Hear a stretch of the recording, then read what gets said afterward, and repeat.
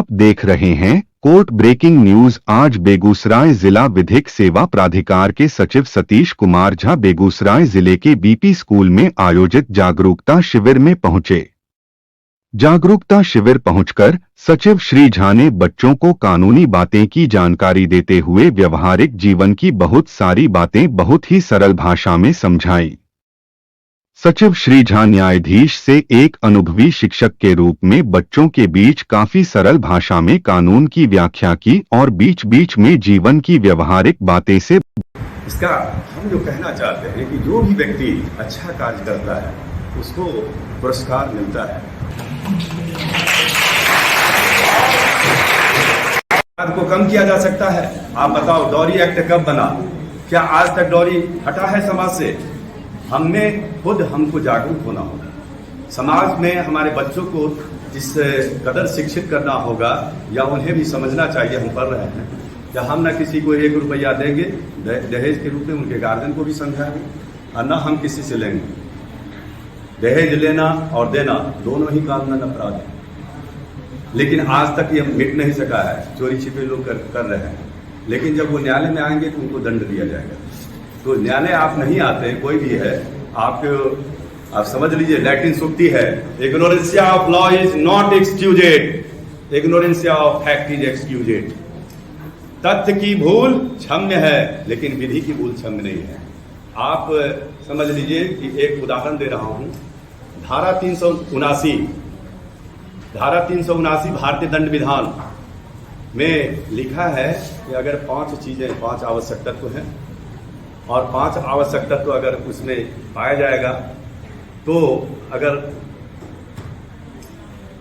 धारा 379 का ऑफेंस करने पर कितना होगा? 3 वर्ष का सजा हो जाएगा। और घर में घुसकर चोरी, और उसके माँ बाप जो है ना वह सोना के चम्मच से जो है ना खा करके जो है ना वह पैदा लिया हो और उसके बाद जो है उसके पास धन की कोई कमी नहीं है, वो शिक्षा दीक्षा आसानी से प्राप्त कर सकता है।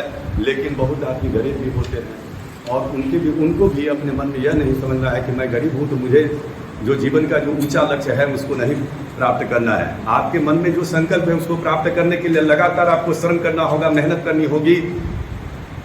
क्योंकि मैं आपको उदाहरण देना चाहता हूँ माँ पार्वती जी का।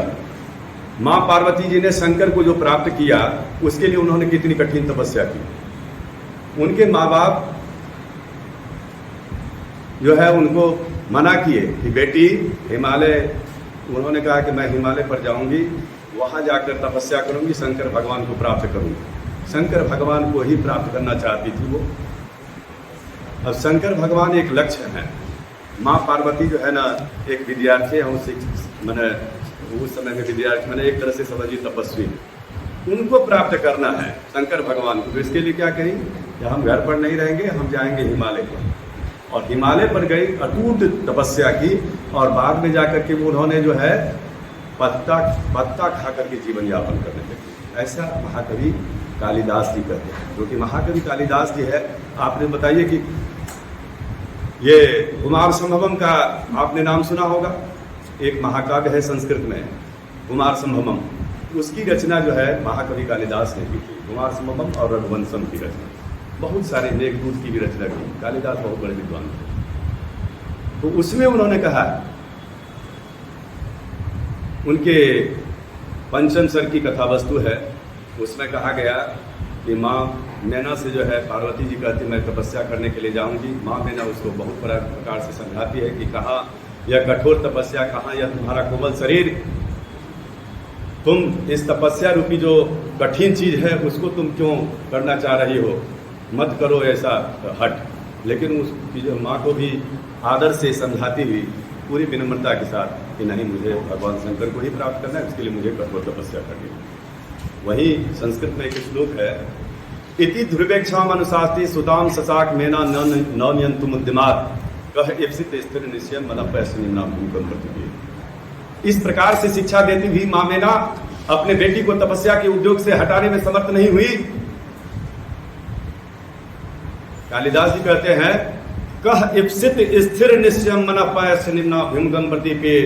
जिसने अपने मन को दृढ़ कर लिया है, जिसका मन स्थिर है और इसलिए कि उसको लक्ष्य को प्राप्त करना ही है, उसके लक्ष्य उस जो संकल्प शक्ति को है उसी प्रकार से तोड़ा नहीं जा सकता है जिस प्रकार से ऊपर से अगर हिमालय के पर्वत से गिरता हुआ नदी का बहता हुआ जल स्रोत है, पूरा उसी दिशा में उसको बढ़ानी है।